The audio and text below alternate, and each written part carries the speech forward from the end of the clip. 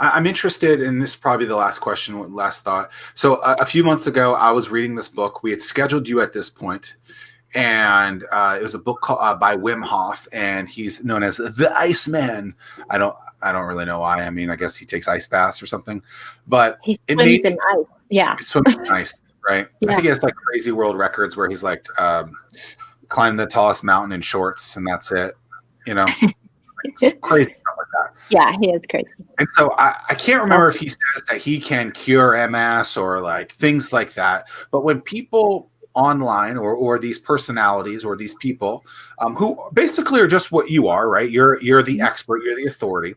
How does someone that's consuming this information, I guess, kind of back to what we were saying before, like how do they grasp and understand, like, can this thing actually help me? Mm-hmm.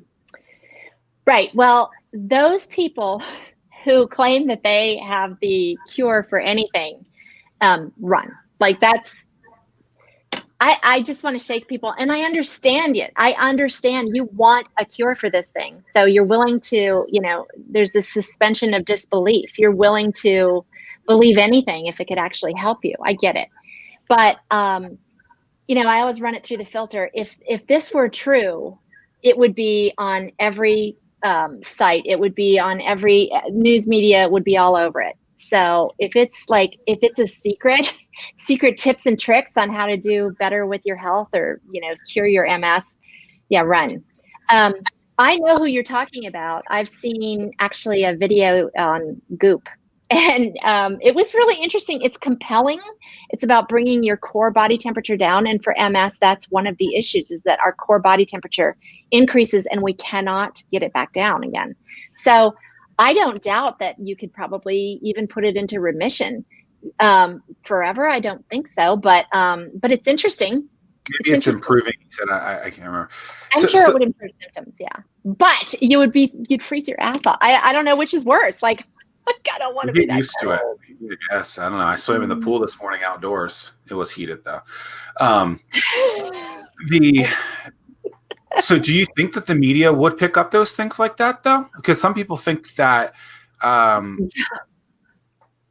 a lot of people think that there's not a lot, like there's more money in preventative sort of medical standpoint. Right. I don't know what the exact language is, but I think you know what I'm saying. I do. I hear this all the time. Like better in preventative than actually like, yeah. Yeah. Big pharma doesn't want to, bite the hand that feeds them. So if you're why would you cure something and it's a one-time payment to them as opposed to them keeping you on the line, right? And just providing symptom care rather than a cure. And the level of conspiracy that would require would be so impressive. There are too many people that would take too many people in too many places, high level and low level, to pull off that. I don't believe that for a minute. I speak to a lot of researchers, and I know they are working their tails off and making huge strides. So I will be so bold as to say that I really believe that the answer to MS and autoimmune is going to be found within my lifetime. We're moving at breakneck speed. I'm so proud of all the research that's being done.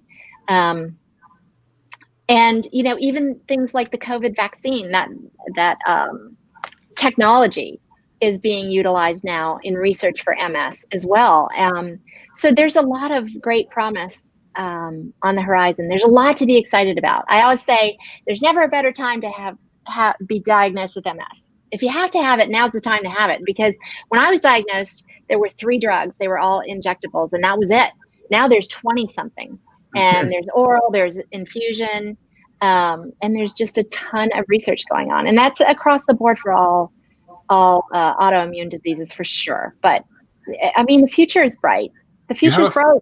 You have a fantastic attitude about this, and I think it's contagious, and that's wonderful. So it's been. You just have to say FUMS. That's why I started that. That has helped me enormously. You have to have the right attitude.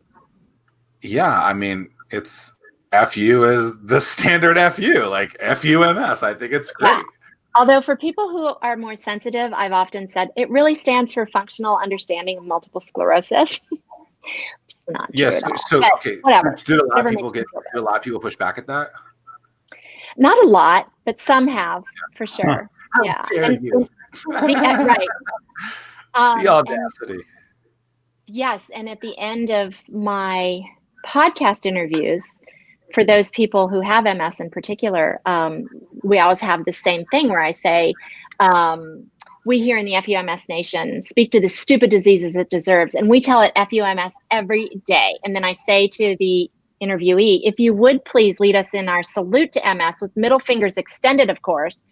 On three, ready? 1, 2, 3. And they double barrel it and say FUMS. And so like for my 50th, yeah, they double barrel. For my 50th episode, my podcast editor, Steve Woodward with podcastingeditor.com. He's fantastic. Nice plug. He put together like 50 people saying FUMS. And even somebody was in there from, I think, Denmark saying it. So it was, yeah, it's an attitude, but cop that attitude in life and keep trying.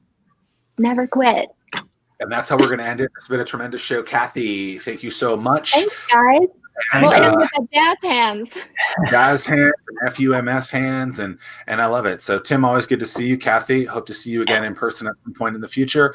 Until next time, we'll see you guys soon. FUMS. FUMS.